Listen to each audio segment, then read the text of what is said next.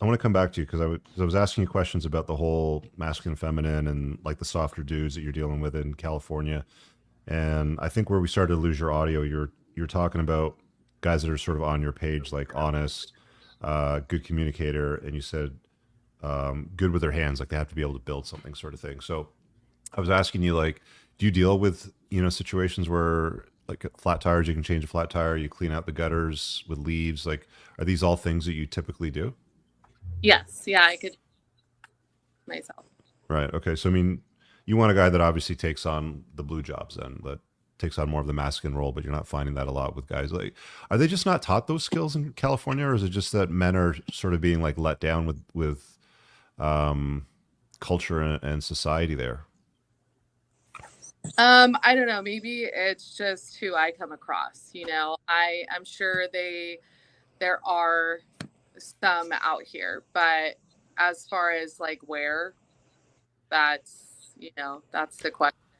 I know strong men are out there for a fact because I know several guys out there that are like I know MMA fighters that could like rearrange somebody's face in 2 seconds if they wanted to, like strong tough guys. Like I know guys like that out there, so they do exist. It's not like every dude in California is wearing skinny jeans and a man bun sort of thing, and at the male feminist parades. There's some stronger guys out there. You're just not finding as many as you'd expect, is what you're saying.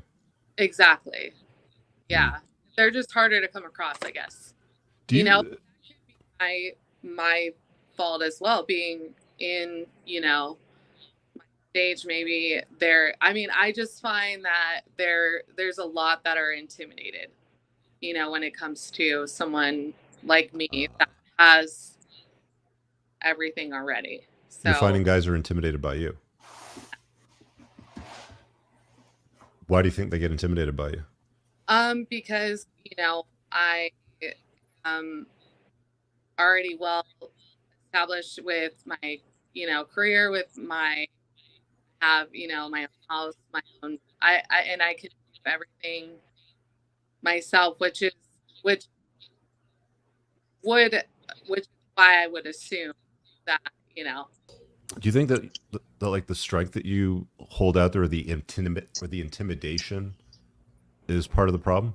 could be, I would say so. How do you not intimidate a guy?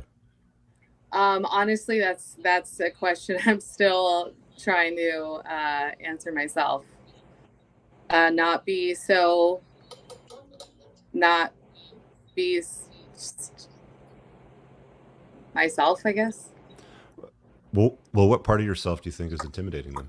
Because I mean, Well, you can't be anybody else, right? yeah, yeah, exactly. So I don't know. That's a great question. How do you think that I would do that? Well, Like, I mean, you what? did say earlier on, you were talking a lot about the about your successes. I don't need a man. If it happens, it happens, sort of thing. And I think that one of the problems that women sort of stumble themselves into as they sort of navigate through life is they'll spend a part of their earlier years, especially in their 20s, kind of exploring, partying, dating, seeing what's out there, sizing everything up, while chasing the career and climbing the corporate ladder and getting the accomplishments and the awards and the retreats and all that sort of stuff. Yeah, And they kind of mold themselves into a guy to some respects. Like one of the things that we'll hear often is, well, I bring a lot to the table. I've got a career, I own a house, I've got my life squared away, I've got my investments, I drive a Tesla. We hear this like over and over again, right? Do you drive a Tesla? Is that why you're smiling? no. No. Okay. I just thought that was funny because that's that's what you find out here in California. Right. Yeah. So it's like it's pretty common that gals will work themselves in a position where they're like, hey, I'm this successful thing, and if it happens, it happens, sort of thing. And then they run into their 30s and eventually their 40s, and they realize, well, that's not what guys want, and that's not what I wanted, and here I am now, kind of pretty close to my expiry date, right? Or you're getting close to your expiry date anyway. Um, so I think if you're holding yourself out there publicly and strong independent woman, I noticed on your Instagram, like you're pretty feminine, in the way that you hold yourself out, but you're also running a business. It looks like Jello shots or something like that. Is that something you do on the side? Yeah. Yeah, I do that as well. What's that? You do that for parties or? Yeah. Yeah, mainly for parties, Mhm. whoever wants Jello shots. I make really like I make a great mixture, so Mhm. they're kind of like silent, deadly kind of killers, Mhm. because they taste so good. They don't taste like alcohol, so it's so it's just something I did for fun, and it's Mhm. actually done pretty well. So Is that a side hustle that like earns you some money so you get some Jello? yeah, yeah, Okay. it's not not a lot. Just it's mainly just to do something outside of what I normally do. Mhm. Okay. I think what's interesting, and I wonder, Brandy, what you think about this, and Rachel, obviously chime in as well. I think it's common to hear things like, I'm a go getter when it comes to my business. I'm very intentional about making money or chasing the degree or getting the professional designation.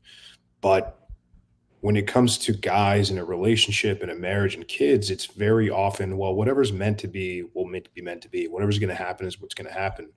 And I kind of find it interesting, and I'm curious as to why why not just be as intentional with your dating life if your goal is to be married and have children as you would be with like a business and making money and things like that. Is there some sort of taboo nature? Is there some sort of, I'm frowned upon or I'm shamed by other people for doing anything in order to get a man? I have my own opinions on it, but I'm curious what the two of you think. Um, well, I was just thinking about what she said earlier about like, well, what do I do? Because like, her work is a big part about her. But whenever it comes to dating, it's not like women can own businesses and be very like intentional and care a lot about that and put a lot of work into that. But when it comes to a relationship, if you put that first and make that your identity, you're just going to attract the wrong type of men. The kind of men that like want someone that's more equal to them rather than being not. It's not that you can't be those things, but if you, I've seen with like friends and people close to me when they lead with those things, they end up attracting someone that they don't exactly want, and then they wonder like why they keep attracting them. What does that guy look like that they don't want? Um, Kind of what she mentioned earlier, just more on the feminine side, just more for me, it's someone who's more not as ambitious, not like very good with settling, Hmm. and doesn't really fully understand like the pink jobs, the blue jobs, and the role that a woman can bring to your life that doesn't include her having a business and things like that. I think what Moff said earlier about like why is it a taboo thing, like is that why women don't want to leave with their desires of family? And sometimes I think that way too, because if I were to meet a guy and tell him what I really want, and it's to be a stay-at-home mom and put my husband and my kids first, if a lot of people these days think like, oh, you just don't want to work, like you just everyone has kids, like everyone has kids, so why would you not want to work? And so that just tells me that they don't value like what it is that a woman can bring to your life. That's and then it makes you feel like you have to have some sort of career to be like socially accepted. But isn't that what society's told men and women for decades now? Woman needs a man like a fish needs a bicycle. You should climb the corporate ladder, make money. You don't need no man. If he shows up, he shows up, sort of thing. Isn't Right. that? And I mean, like, have have women been lied to? um I'm not sure who even started that idea to where it's even started, because I think men and women work best together and they offer different things. Hmm. So I'm not sure why that's happened. I can tell you that I grew up in a single parent household and I watched my mom do it all, and she Hmm. prides herself to this day that she did it all, and she has not had a relationship in many years, Hmm. and I she struggles to find someone that like wants to be with or that she wants to be with. And I've lived on that side of a woman that can do it all. And there's no trophy for that. Like Mm. there's nothing that you get out of that. Like you can, it's happiness is a choice, yes, but there's nothing that like that's not something to be prideful of. I'm proud of her that she did that, but Yeah. I wish that wasn't the case. I really hope you guys enjoyed that clip. If you want to watch the full-length podcast, you can find that over here, that clip's from. If you're newer to the channel, make sure you hit subscribe over here, and pin down below in the top comment, you'll find a bunch of useful links to my website, my supplement line, books, and a bunch of other stuff. Have an amazing day. Peace out.